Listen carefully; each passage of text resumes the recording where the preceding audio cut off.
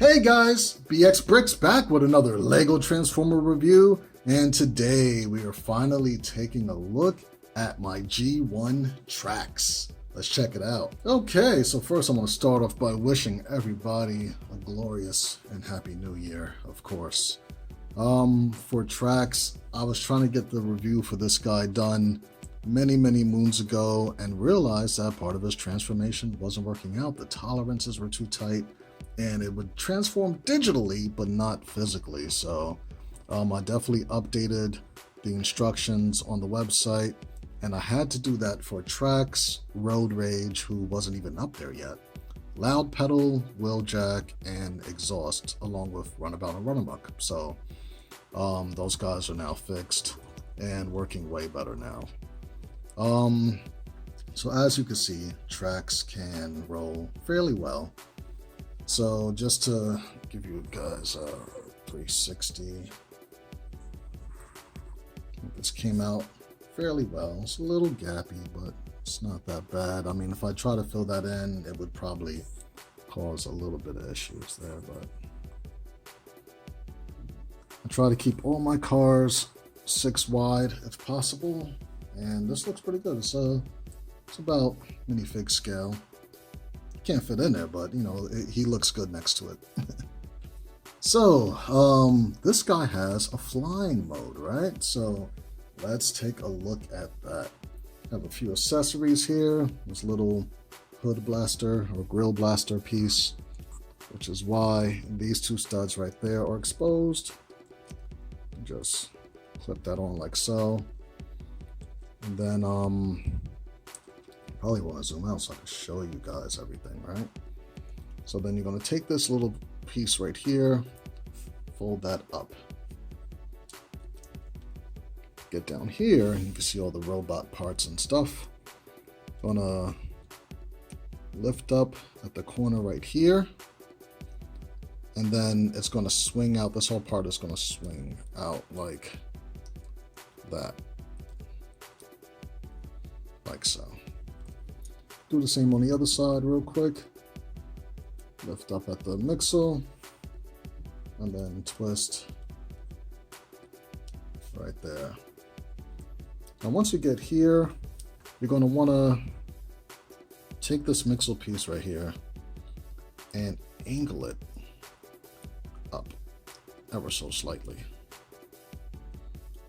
like that. Now the reason that we're going to do that is because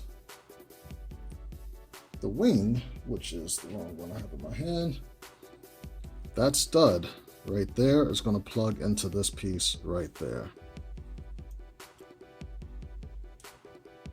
Just like this.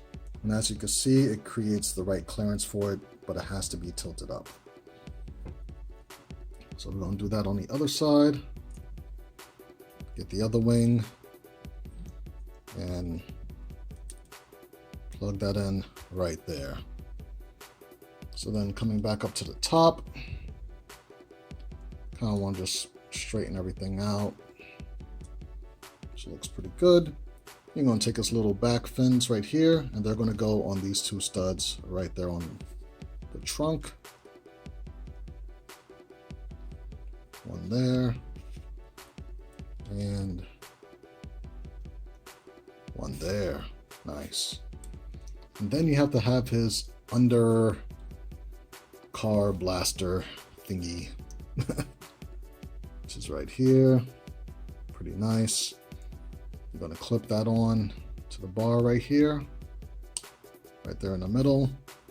And then you could fold all of this down so that it's at, you know, the same, you know, perpendicular with the car basically. Try to hold it up so you guys can see how that looks on the bottom. Awesome. Now I wanted to, well, I took a picture of this thing on the stand.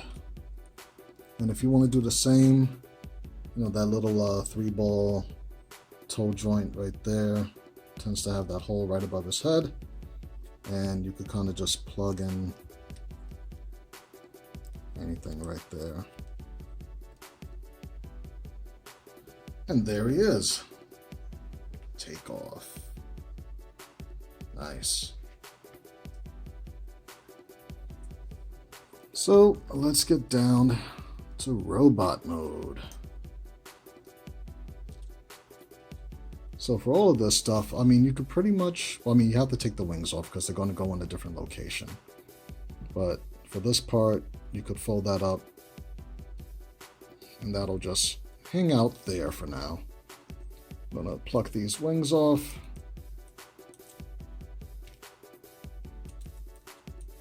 Those are fairly easy.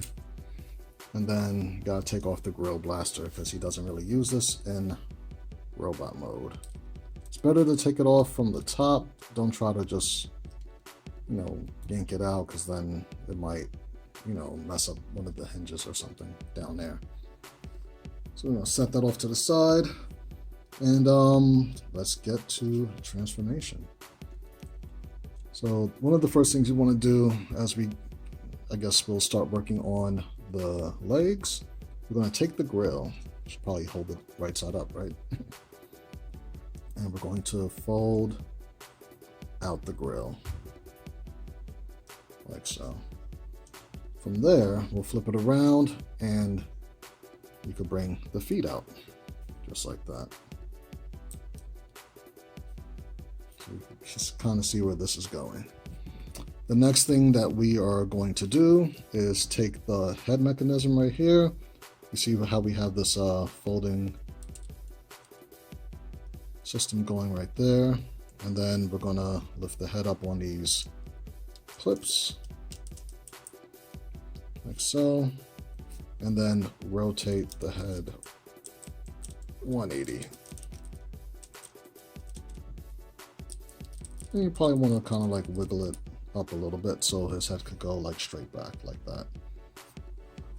So the next thing that we want to do is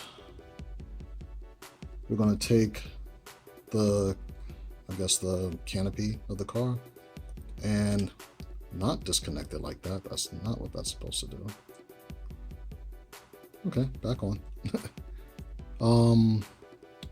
You want to rotate pretty much between these two mixel joints right there. So let's lift up the arms first at the shoulder. Keep in mind they're still angled slightly, so you gotta undo that to be able to lift them straight up. And then you can pretty much lift it at an angle and rotate 180 like that. Really easy. Once you're here, now you want to take the cockpit and lift it up like this. And that'll sit pretty much like that. It's a little gappy, but the angle and everything looks pretty good. Then you're going to rotate at the ball joint right here. Another 180.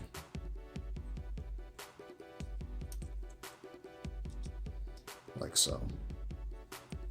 Now from here, you can pretty much bring the arms down. We're going to get started on that real soon. Split the legs. And you got most of tracks done. Now for the arms, let's get them planted there. Very nice. Now for the arms, you're going to take these flaps on the outside and just fold them up like that. And then rotate at the elbow. And then you could just rotate his wrist any way you like. Stud facing out, anti-stud facing out. It all depends on what type of blaster you have set aside for him. So we're just gonna do that real quick on the other side.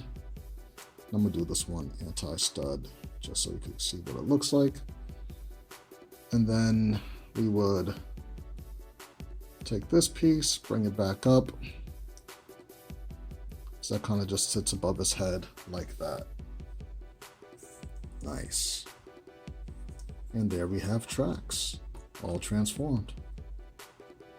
Believe it or not, we're not going to do the whole little waist gimmick.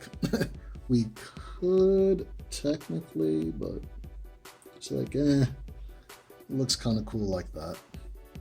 So, oh, we did not finish because we have to now take the wings. We want to take these, the little stud with the stick, and turn them 180 because now they're going to plug into the top part up here. And you can tilt those up like so. Do the same on this side, rotate it, and then you could just plug that in back here, back there, I said. Okay, I'm gonna get his arm out the way a little bit, if that's even possible. Get my finger back there for leverage. There we go. Oh no, his whole back fell off.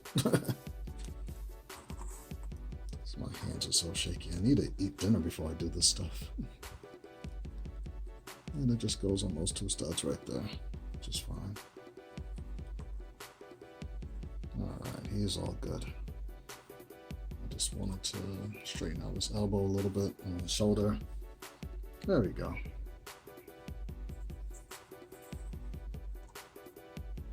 Awesome. Now for a size comparison real quick, let's put them off to the side. Let's get Bumblebee in here. This guy never goes back into my bookcase. And bring him up so that you can kind of see what he looks like, toe to toe. Yeah, Trax is considerably taller than him.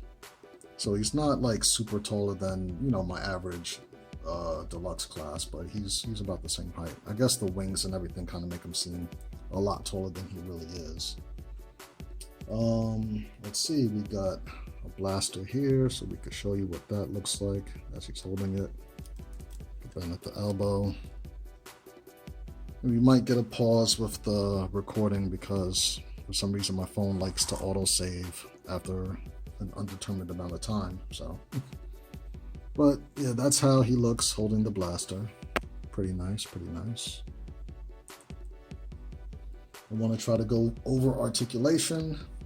So just like the joints that we have here connecting the wings to the backpack. Let's see if I can get some more light on this guy.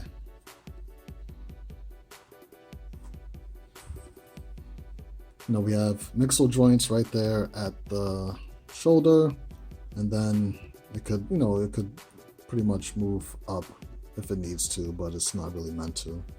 But these parts that we have there, we have for the wrist and the elbow. So he has like 90-degree of bend. Sorry for banging the camera around. And then, you know, you see we have wrist rotation, and of course the wrist will come up on that same joint as well. It's like one of my favorite pieces. Mixels for the knees. So we do have maybe just not a whole lot of bend there. Let's see how much we could get. Yeah, this little piece right there is kind of blocking it from being a full 90, but and then of course legs could kick up all the way. Tons of ankle articulation. We have ball joints down there, so for transformation purposes, it could go up and go back a fair bit and have a decent rocker right there. And as you saw with the head could spin full 360. So yeah, it's a pretty cool figure. I haven't seen a lot of Lego Traxes out there, but of course at this scale, you know the repaints were coming. So we got Loud Pedal, we have Road Rage, and I'm gonna get to those videos as soon as possible. But you know, I want to kind of spread them out so you're not looking at the same thing back to back. But they are out there, and they are on BrixMediaStudios.com along with this guy. So we have well over 200 sets of instructions uploaded, including my new Beast Wars line. If you guys are not following me on social media, I have at least a total of like 16 Beast War figures on my website now. So definitely go check that out. Follow me on Facebook, Instagram, or keep in mind, if if you're not about that social media life, you could also check out my feeds on my website. Just go to gallery and you'll be able to see all the renders of, all of my latest projects that I'm working on. I think that is it for now. I always say that I'm going to try to do more videos. It's been a month since I did the last one, but got a lot going on right now. So I appreciate those for bearing with me. I want to bring you tons of more content. Why am I moving this guy? Keep him in the center. Yeah. So this is BX Brix thanking you guys once again for liking, subscribing. You guys are sharing, right? Because I appreciate you guys sharing. You guys are doing that much, right? No, but I definitely appreciate each and every one of you guys, especially the ones supporting me on my website, because that's what keeps the Legos coming in. So, right now, none of my Beast War bots are actually physically built yet, and I want to be able to provide those videos for you. So instruction cells lead to more Lego, which leads to more physical bots like this that I could show off and show you guys how they work and everything. So definitely thank you for that. And I will see you guys next time. All right. Peace.